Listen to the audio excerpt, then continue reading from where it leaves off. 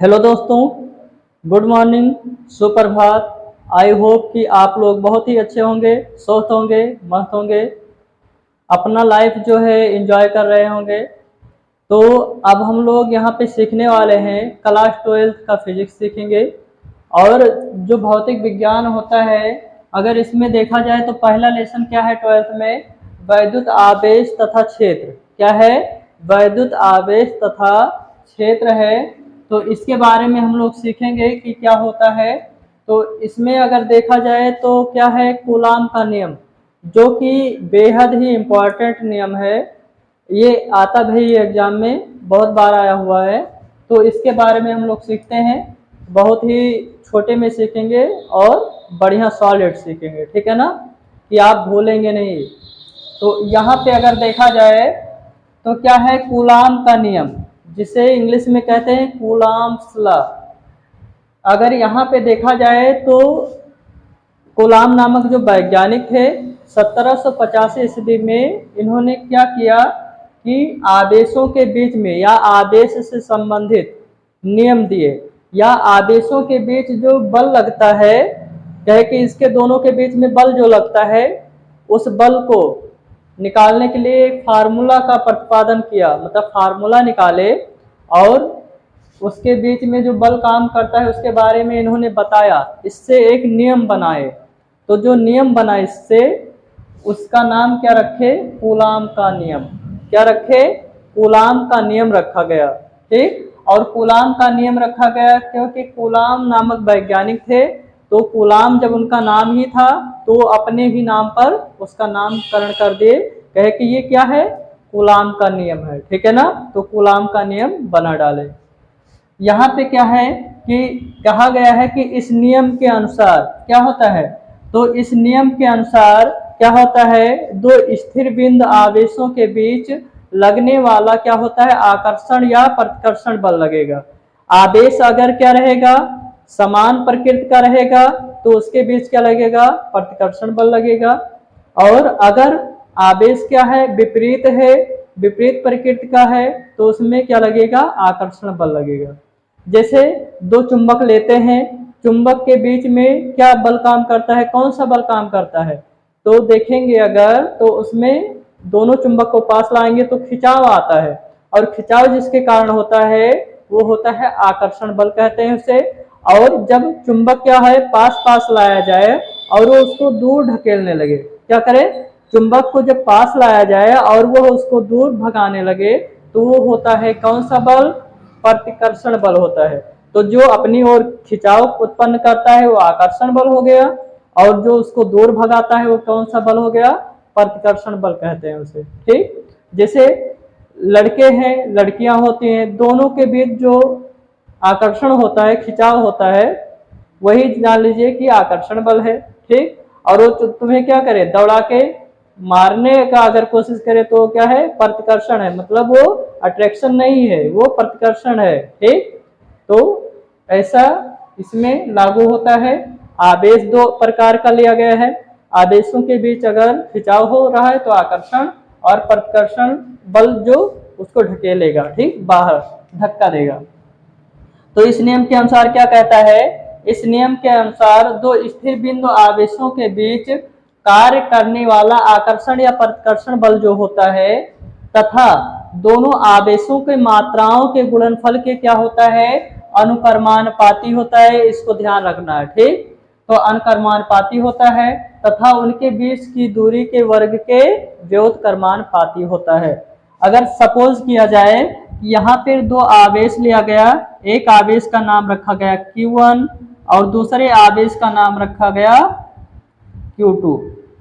दो आवेश लिया गया, अगर इनके बीच में इनकी कुछ दूरी है, तो इसके बीच की जो दूरी रखी गई है स्मॉल r रखा गया है, तो इसके बीच की दूरी हो गई। ये दोनों आवेश जो है स्थिर हैं, रुके हुए हैं, ठीक। और इनके बीच जो बल लग रहा है, इनके बीच वो कौन सा बल लग रहा है? या तो अट्रैक्शन बल लगेगा और या तो क्या लगेगा? प्रतिकर्षण बल लगेगा, ठीक। तो आकर्षण या प्रतिकर्षण दोनों काम कर सकता है आवेश के अनुसार। इसके बीच की जो अधिकतम दूरी होती है वो 1 मीटर की रहती है। तो 1 मीटर की दूरी पर इसको अधिकतम रखा जा सकता है। ये विपरीत परिकृत का रहेगा तो क्या आकर्षण, और अगर सेम का रहेगा तो प्रतिकर्षण बल लगता है इसमें। यहाँ पे अगर देखा जाए तो दोनों आवेशों के गुणनफल का है, तो दोनों आवेशों का जो गुणनफल है मतलब Q1 Q2 जो है, इन दोनों का गुणनफल जो है वो क्या है, एक कहा है कि अनुकर्मानुपाती होता है, तो अनुकर्मानुपाती का चिन्ह लगा देंगे। और वो किसके अनुकर्मानुपाती होता है, इसमें जो बल लगता है, तो आवेशों के बीच लगने वाला जो बल होता है, बल के क्या होता है, अनुकर्मानुपाती होता है। और उसके बीच में अगर देखा जाए तो दूरी स्मॉल r रखा गया है। तो दूसरा पॉइंट लिखा गया है तथा उनके बीच की दूरी के वर्ग के व्युत्क्रमानुपाती होता है। तो यहाँ पे f व्युत्क्रमानुपाती का चिन्ह और समानुपाती या अनुकर्मानुपाती का चिन्ह सेम बनता है। केवल जब व्युत्क्रमानुपाती कहेगा तो वो बटे में हो जाएगा, अनुकर्मानुपाती या समानुपाती कहेगा तो जो आवेश है वो गुणनफल में लिखे जाएंगे। तो यहाँ पे अगर देखा जाए तो क्या हो जाएगा, ये हो जाएगा r, तो स्मॉल r लिखा जाएगा, इसके आवेशों के बीच की दूरी के क्या होगा, वर्ग के व्युत्क्रमानुपाती होता है। यहाँ से देखा जाए तो समीकरण 1 और समीकरण 2 हमें मिल चुका है। ठीक, अब क्या करेंगे हम लोग, समीकरण 1 और 2 से अगर देखा जाए तो यहाँ पे f का मान क्या है, बराबर है, f का मान दोनों साइड में बराबर दिख रहा है। ठीक, इसका भी बल और इसका भी बल दोनों सेम है, इसलिए हम क्या करेंगे कि समीकरण 1 व 2 से क्या करेंगे, समीकरण 1 व 2 से, तो समीकरण 1 व 2 से क्या हो जाएगा, हमें क्या मिलेगा, तो यहाँ पे अगर देखा जाए तो क्या मिल सकता है, देखेंगे ये दोनों बराबर है तो इसको हम केवल एक बार f लिख देंगे। तो एक बार हम लोग क्या करें, f लिख दिए। उसके बाद क्या करेंगे, यहाँ पे अनुकर्मानुपाती है, यहाँ व्युत्क्रमानुपाती, तो इन दोनों का क्या होगा, अगर यहाँ समानुपाती का चिन्ह लगाएं तो यहाँ क्या लिखा है, Q1 Q2 और गुणे में 1/r हो जाएगा। तो Q1 Q2 हो गया और गुणे में 1/r का स्क्वायर हो गया। ठीक, अब हम लोग क्या करेंगे, तो इसका यहाँ गुणा करेंगे तो क्या बन जाएगा, f हो जाएगा और समानुपाती या अनुकर्मानुपाती का चिन्ह होगा और यहाँ होगा क्या, Q1 Q2 बटे में क्या हो जाएगा, r का स्क्वायर हो जाएगा। इतना आप लोगों को समझ में आ गया होगा। ठीक, इससे आगे हम लोग प्रोसेस करते हैं। तो यहाँ पे क्या है कि f है, यहाँ पे अनुकर्मानुपाती या समानुपाती का चिन्ह लगा हुआ है। अगर इसको हम गायब करेंगे तो हमें एक नियतांक मिलता है, एक कांस्टेंट माना जाता है। तो यहाँ पे अगर देखें तो क्या हो जाएगा, f हो जाएगा और इसको गायब करके बराबर का चिन्ह लगाएंगे और यहाँ पे कांस्टेंट को k लिखेंगे। तो कांस्टेंट क्या लिखा गया, k लिखा गया। यहाँ से क्या हो जाएगा, Q1 Q2 बटे में क्या हो जाएगा, r स्क्वायर। तो यहाँ पे हमें मिल गया क्या, f बराबर k इंटू Q1 Q2 अपान में क्या हो गया, r स्क्वायर हो गया। यहाँ हम लोग एक लाइन लिखेंगे क्या कि जहाँ k एक क्या है, नियतांक है, डायरेक्ट आप नियतांक लिख सकते हैं या आप क्या लिख सकते हैं, अनुकर्मानुपातिक नियतांक है। क्या लिखेंगे, तो यहाँ पे हम लोग क्या लिखे, यहाँ पर k एक क्या है, अनुकर्मानुपाती नियतांक है, अनुकर्मानुपाती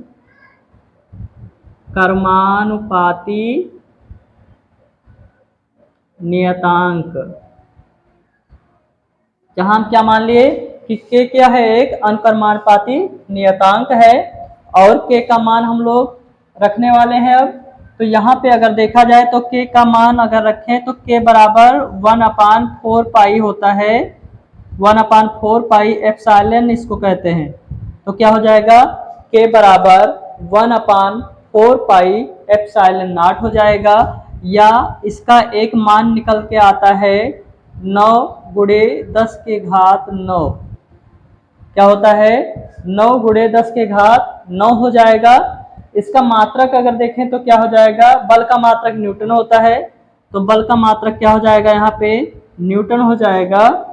के का मात्रक अगर बताना है तो कैसे बनाएंगे, के का मात्रक, तो यहाँ बल का मात्रक क्या हो गया, न्यूटन हो गया। आर दूरी है तो दूरी का मात्रक मीटर होता है, और दूरी का स्क्वायर है तो क्या हो जाएगा, मीटर स्क्वायर हो जाएगा यहाँ पे, तो मीटर स्क्वायर लिख दिया गया। यहाँ पे कूलाम, आवेश का मात्रक क्या होता है, कूलाम होता है, तो यहाँ पे क्या करेंगे, Q1 Q2 है तो कूलाम का स्क्वायर लिखेंगे, यहाँ पे क्या लिखेंगे, और ये बटे में आएगा, इधर गुणे में है इसके, और यहाँ पे लाएंगे तो क्या हो जाएगा, बटे में आ जाएगा, तो यहाँ पे प्रति कूलाम स्क्वायर लिख दिया गया।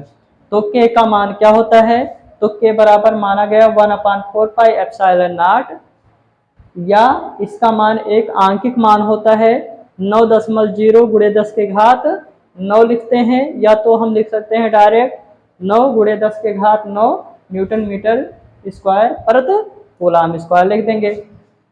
यहाँ से अगर देखा जाए तो इसको 3, यहाँ पे 2 माना गया था, यहाँ पे अगर हम 3 मान लें समीकरण, तो क्या हो गया, समीकरण 3, समीकरण 3 में के का मान हम लोग रख देंगे। ठीक, तो के का जब मान रखेंगे तो क्या हो जाएगा, एफ बराबर क्या हो जाएगा, एफ बराबर के का मान 1/4 पाई एप्सिलॉन नॉट इंटू में क्या होगा, Q1 Q2 बटे में आर स्क्वायर हो जाएगा, ये चीज निकल के आ जाएगा। या तो इसका आंकिक मान जब हम रखेंगे तो क्या हो जाएगा, यहाँ पे F बराबर 9.0 इंटू 10 के पावर 9 हो जाएगा, और क्या हो जाएगा, इंटू में Q1 Q2 बटे में आर स्क्वायर हो जाएगा। तो ये कूलाम का नियम निकल के आ चुका है, इसी को कूलाम का नियम कहते हैं। तो कूलाम का नियम समझ में आया, क्या होता है, दो स्थिर बिंदु आवेशों के बीच लगने वाला आकर्षण या प्रतिकर्षण बल तथा दोनों का परिमाण जो होता है या मात्रा होता है, तो दोनों के मात्राओं के गुणनफल के क्या होता है, अनुक्रमानुपाती होता है, तथा उनके बीच की दूरी के क्या होता है, वर्ग के व्युत्क्रमानुपाती होता है। तो इसके आधार पे हम ये चीज लिख लिए, एफ समानुपाती या अनुक्रमानुपाती, यहाँ पे क्या हो गया, Q1 Q2 बटे में, यहाँ पे क्या होगा, तो बटे में आर स्क्वायर आएगा, कब, व्युत्क्रमानुपाती जब करा जाएगा तब आर स्क्वायर लिखा जाएगा। समीकरण 1 और 2 हो गया।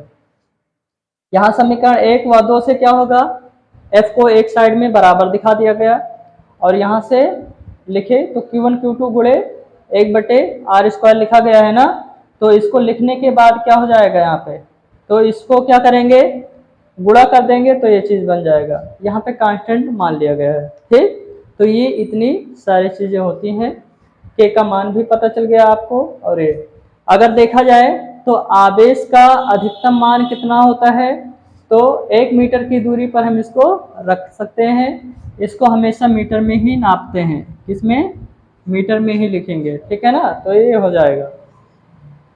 इतना समझ में आया, आ गया होगा, बहुत अच्छी बात है। चलिए अगला हम कुछ सीखते हैं। इसका बल का मात्रक आप सभी लोग जानते हैं क्या होता है, न्यूटन होता है, तो बल का मात्रक न्यूटन होता है। न्यूमेरिकल जो लगेगा यहाँ पे मात्रक जो आएगा ये न्यूटन में आएगा। अब यहाँ पे हम लोग सीखेंगे कि जो एप्सिलॉन नॉट होता है, यहाँ पे एप्सिलॉन नॉट इस्तेमाल किया गया है, तो एप्सिलॉन नॉट यहाँ पे इसको देखेंगे तो कूलाम स्क्वायर होगा, और यहाँ पे मीटर स्क्वायर हो जाएगा। ठीक, इसको अगर बनाया जाए तो, लेकिन बल का मात्रक क्या होता है, न्यूटन ही होता है। तो ये बराबर ये इतना आ चुका है। ठीक, अगर देखा जाए तो एप्सिलॉन नॉट का आंशिक मान क्या होता है, तो यहाँ पे अगर देखें तो क्या होगा, एप्सिलॉन नॉट का आंशिक मान, तो यहाँ एप्सिलॉन नॉट का जो आंशिक मान होता है वो कितना होता है, तो ये होता है 8.85 इंटू 10⁻⁻12 मतलब 8.85 गुणे 10 के घात -12 हो जाएगा। और इसका जो मात्रक बनेगा वो क्या हो जाएगा, कूलाम स्क्वायर हो जाएगा। कूलाम स्क्वायर प्रति न्यूटन मीटर स्क्वायर हो जाएगा। तो ये इसका क्या हो जाएगा, मात्रक हो जाएगा और ये मान हो जाएगा। यहाँ से हम लोग कुछ सीखने वाले हैं एप्सिलॉन नॉट का जो विमीय सूत्र होता है इसको कैसे निकालेंगे। तो यहाँ पे अगर देखा जाए तो क्या हो जाएगा, एप्सिलॉन नॉट का विमीय सूत्र, ठीक। तो एप्सिलॉन नॉट का जो है विमीय सूत्र क्या हो जाएगा, तो यहाँ से अगर देखा जाए तो क्या होगा, यहाँ से बना लीजिए। चलिए देखते हैं, एप्सिलॉन नॉट का हमें निकालना है तो एप्सिलॉन नॉट इधर कर लेंगे, इधर बटे में है तो इधर गुणे में आ जाएगा, ठीक। मतलब ये इधर और एफ नीचे इधर चला जाएगा। तो एप्सिलॉन नॉट बराबर क्या हो जाएगा, एप्सिलॉन नॉट बराबर 1/4 पाई इंटू में क्या हो जाएगा एफ, तो ये आंशिक मान में लिखा जाएगा और वहाँ नीचे क्या हो जाएगा, तो ये होगा Q1 Q2 बटे में क्या हो जाएगा एफ इंटू में क्या होगा आर स्क्वायर हो जाएगा, ठीक। तो ये चीज़ें आ गई। यहाँ से अगर देखा जाए तो कूलाम है और ये न्यूटन, बल का मात्रक न्यूटन होता है, ठीक। इसका भी मैं सूत्र निकालना है। अब हमें अगर यहाँ देखा जाए तो Q बराबर आई इंटू टी होता है, क्या होता है, Q बराबर आई इंटू टी। तो देखेंगे Q बराबर आई इंटू टी होता है, तो यहाँ पे 2 है, Q का स्क्वायर बनेगा ना, तो यहाँ आई इंटू टी का होल स्क्वायर बनेगा, तो आई इंटू टी का होल स्क्वायर। समय लिखा जाता है तो ये हो गया। और यहाँ पे बल का मात्रक न्यूटन होता है, F बराबर एम ए होता है, F बराबर m इंटू ए हो जाएगा। तो F बराबर एम ए हो गया। इसमें क्या दिया गया है, तो त्वरण दिया गया है और द्रव्यमान, द्रव्यमान का मात्रक क्या होता है, किलोग्राम होता है, केजी होता है। और त्वरण जो होता है वेग परिवर्तन की समय दर को त्वरण कहते हैं। तो वेग परिवर्तन की समय दर को त्वरण कहते हैं। ए बराबर क्या हो जाता है, त्वरण, त्वरण का मात्रक क्या होता है, मीटर पर सेकंड स्क्वायर होता है, मीटर पर सेकंड स्क्वायर। तो यहाँ से हम क्या रखेंगे, मीटर पर सेकंड स्क्वायर और द्रव्यमान का मात्रक किलोग्राम, तो ये हो गया किलोग्राम और ये हो गया क्या, मीटर पर सेकंड स्क्वायर हो गया और इंटू में आर स्क्वायर मतलब मीटर का स्क्वायर हो जाएगा। तो इतना हम लोग लिख सकते हैं, है ना। अब यहाँ पे देखा जाए तो एप्सिलॉन नॉट बराबर क्या हो जाएगा, यहाँ पे धारा का मात्रक क्या होता है, एम्पियर। एम्पियर को किससे लिखते हैं, ए से लिखते हैं। समय का मात्रक सेकंड होता है और समय जो होता है इसको टी से लिखते हैं तो टी लिखेंगे। इसका होल स्क्वायर है तो ए का होल स्क्वायर और टी का होल स्क्वायर ओपन कर दिया तो ये इतना बन गया। तो इसका भी मेष सूत्र हो गया। द्रव्यमान का मात्रक किलोग्राम होता है और मास को हम लोग क्या लिखते हैं, द्रव्यमान को क्या लिखते हैं, एम से लिखते हैं ना।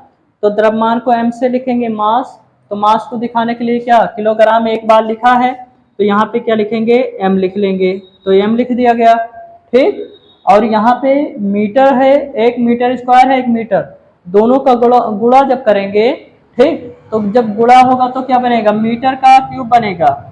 और मीटर जो होता है लंबाई मतलब दूरी का मात्रक होता है, तो मीटर को हम क्या लिखेंगे, मीटर लिखेंगे। यहाँ पे मीटर की लंबाई क्या होगा, जिसे एल से हम दिखा देंगे, लेंथ ही होता है तो एल से दिखा देंगे। तो इसको हम क्या लिख दिए, L3 लिख दिए, तो ML3 हो गया। उसके बाद में क्या लिखेंगे, यहाँ पे बटे में क्या है, T है ना, तो बटे में T जो है इसके बटे में T लिख देंगे। तो T को ऊपर यहाँ लाएं तो कितना हो जाएगा, यहाँ पे बटे में T ये ऊपर जाएगा तो इंटू में हम लिख सकते हैं T को, तो इंटू में हम यहाँ लिख दे रहे हैं टी स्क्वायर लिख दिया गया। इतने से आप लोग संतुष्ट है ना, ठीक। अगला देखेंगे एप्सिलॉन नॉट का थोड़ा प्रक्रिया करते हैं। यहाँ इसको ऊपर लेके जाएंगे तो इसका पावर मान लीजिए कितना है 1, तो इसका जब 1 है ऊपर जाएगा तो क्या बनेगा m माइनस 1, l 3 है तो यहाँ -3, m l माइनस 3, और t इसका 2 यहाँ पे और 2 यहाँ पे तो 4 हो गया, और a 2। तो इसका जो विमीय सूत्र आ गया, एप्सिलॉन नॉट का जो विमीय सूत्र होता है वो क्या होता है, m माइनस 1 लिखते हैं। तो यहाँ पे माइनस लगता है लेकिन इसे पढ़ लीजिए, इनवर्स पढ़ेंगे तो m minus 1, l minus 3, t 4 और a 2 हो गया। तो ये एप्सिलॉन नॉट का क्या हो गया, विमीय सूत्र हो गया। बाकी का अगला लेक्चर जो है अगले क्लास में लेके आएंगे, उपस्थित होंगे। आप लोग इसको देखिए, समझ में आए तो लाइक करिए, सब्सक्राइब करिए और बेल आइकन को दबाना ना भूलें। आप सभी लोग इसको बढ़िया से देखिए, समझिए, बहुत अच्छा है और ये एग्जाम में पूछा भी गया है कई बार। तो आप सभी लोग इसको देखिए। कहा जाता है कि अगर हीरे की परख देखनी है, अगर हीरे को परखना है तो क्या करना है, आपको धूप में नहीं देखना है, धूप में तो कांच के टुकड़े भी चमकते हैं, ठीक। तो हीरे को अगर परखना है तो अंधेरे की तलाश कर, हीरे को अगर परखना है तो अंधेरे की तलाश कर, धूप में तो कांच के टुकड़े भी चमकते हैं, ठीक। देखने के लिए धन्यवाद, सुप्रभात।